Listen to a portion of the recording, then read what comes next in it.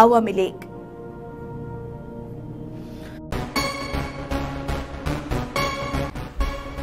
বিশ্বের প্রায় প্রতিটি দেশই যুদ্ধের করাল গ্রাসে আক্রান্ত।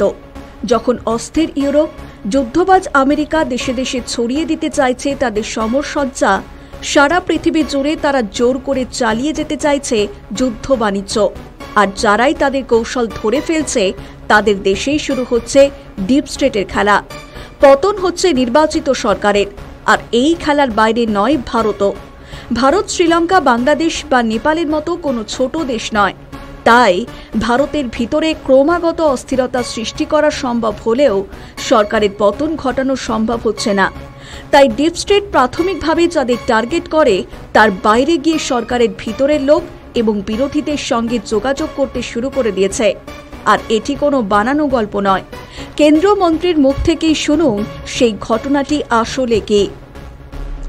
ये राहुल गांधी तो बहुत डेंजरस ट्रैक में जा रहे हैं कि जो जोश सोरोस बोलते हैं कि भारत के सरकार को डिस्टेबलाइज करने के लिए $1 ट्रिलियन रखा है, या भारत विरोधी खालिस्तान फोर्स कनाडा में, यूएस में, यूके में बैठा है, और भी कई लेफ्ट ऑर्गेनाइजेशन है जो देश के खिलाफ काम करने के लिए षड्यंत्र रचा रहे हैं, उनके साथ तालमेल करके राहुल गांधी और कांग्रेस पार्टी काम कर रहे हैं।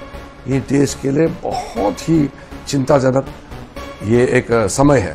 लेकिन अब आश्वासित रहिए, मोदी जी के लीडरशिप में देश को कोई डिस्टेबलाइज नहीं कर सकता है। We are going to show it in such a way that there will be nobody in India who will have any doubt that Narendra Modi ji has done vote chori and won the election.